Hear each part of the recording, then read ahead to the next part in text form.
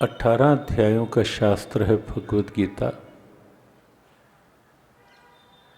कुल मिलाकर 700 श्लोकों का शास्त्र है भगवद गीता। आकार में, देखने में बहुत छोटा सा ग्रंथ है भगवद गीता, लेकिन भावों के विस्तार में अनंत गहराइयाँ लिए हुए है श्रीमद् भगवद गीता।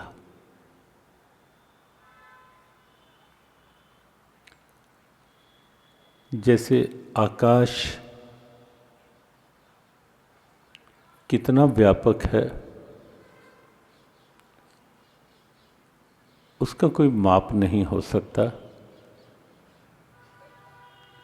ऐसे ही भगवद गीता की प्रेरणाएं कितनी व्यापक हैं उसे कोई माप नहीं सका। समुद्र की गहराई की थाह कभी भी कहीं भी कोई नहीं पा सका। भगवद गीता भी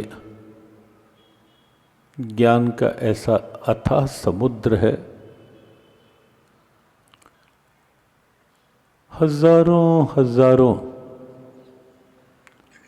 चिंतकों ने, विचारकों ने, गीता के शोधकर्ताओं ने गीता ज्ञान के इस सागर में डुबकियां लगाने का प्रयास किया, लेकिन पूरी तरह से गीता के ज्ञान की कोई थाह पा सका हो ऐसा संभव नहीं हो पाया, नहीं हो सकता।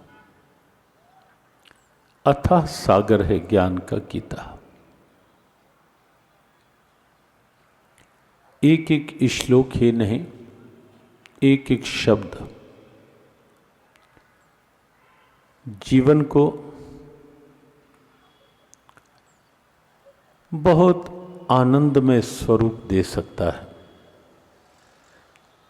भगवद गीता का एक एक भाव जीवन में जो हम चाहते हैं वो सहजता में उपलब्ध करवा सकता है। भगवद गीता का एक एक श्लोक ही नहीं है, शोक निवारण की गारंटी है। भगवद गीता का एक एक मंत्र जो है, हर श्लोक गीता जी का अपने आप में एक मंत्र है, और एक ऐसा मंत्र है जो पूरे जीवन के तंत्र को बहुत सुखद, मंगलमय, आनंदमय स्वरूप दे सकता है। बहुत सक्षम ग्रंथ है भगवद गीता, और हो भी क्यों ना, क्योंकि स्वयं साक्षात भगवान के श्रीमुख से प्रकट हुआ विश्व का एकमात्र ग्रंथ है भगवद गीता। यही कारण है विश्व में ग्रंथ अनेक हैं, साहित्य अनेक हैं, लेकिन केवल भगवद गीता है जिसकी जयंती मनाई जाती है। केवल भगवद गीता है जहां श्री भगवानुवाच लिखा हुआ आप पाएंगे। श्री भगवान बोले, श्री भगवान ने ऐसा कहा। अन्य ग्रंथों में आप देखेंगे कहीं गुरु और शिष्य का संवाद होगा, कहीं दो ऋषियों की आपस में वार्ता होगी,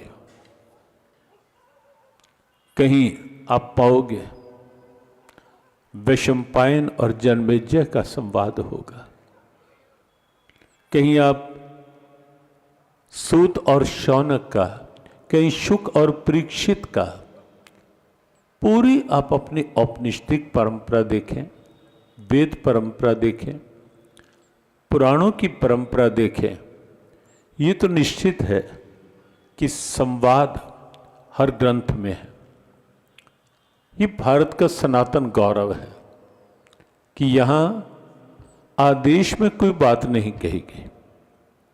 अन्य जगह आप पाएंगे ऐसा कि बस आदेश दिया गया कि तुम्हें यही करना है, बस विचार नहीं, कुछ प्रश्न नहीं कुछ कर सकते आप, कोई बात पूछ नहीं सकते आप, कोई अपनी बात कह नहीं सकते आप, बस जो कह दिया वो मानना है।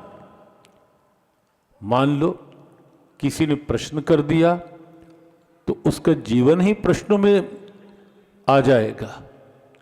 अगर किसी ने उस परंपरा में कोई प्रश्न कर दिया कि ये कैसे, तो आप पाएंगे उनके जीवनों को ही प्रश्नों में घेर दिया जाता है जहां कोई प्रश्न उठा देता है। लेकिन ये भारत है, ये सनातन है, जहां प्रश्नों को आमंत्रित किया जाता है, जहां आचार्य चाहते हैं कि शिष्य प्रश्न करे। और इसीलिए भगवद गीता की परंपराओं में जहां भगवान कृष्ण ने गुरु परंपरा का सम्मान करते हुए कहा कि अगर ज्ञान चाहिए तो किसी तत्वदर्शी गुरु की शरण में जाना पड़ेगा पार्थ। ये नहीं कहा कि मेरे पास सीधा सीधा, भगवान ने कहा जाना पड़ेगा, और जाने के विधि बताई। चौथे अध्याय का 34वां मंत्र आप देखेंगे, अद्भुत श्लोक है, अद्भुत भाव है। वहां भगवान ने स्वयं कहा तद्विद्धि प्रणिपातेन, और फिर कहा परिप्रश्नेन सेव्यः। पार्थ, अगर जीवन का यथार्थ तत्व ज्ञान चाहिए, जीवन का कल्याण चाहिए, जीवन का उत्थान चाहिए, तो किसी तत्वदर्शी महापुरुष की शरण में जाना पड़ेगा पार्थ। और जाकर तद्विद्धि प्रणिपातेन, प्रणाम करना सीखो, विनम्रता सीखो। क्यों? कि अकड़ने से कभी कुछ मिलता नहीं। अभिमान रखकर आप भगवान के पास जाएं या गुरु के पास जाएं, कुछ मिलने वाला नहीं। ये मानकर यदि मंदिर जाओगे या गुरु के सानिध्य में भी जाओगे, ये मान करके कि मैं इतना बड़ा व्यक्ति, मैं ये, कुछ नहीं, आंतरिक रूप में कुछ नहीं मिलेगा।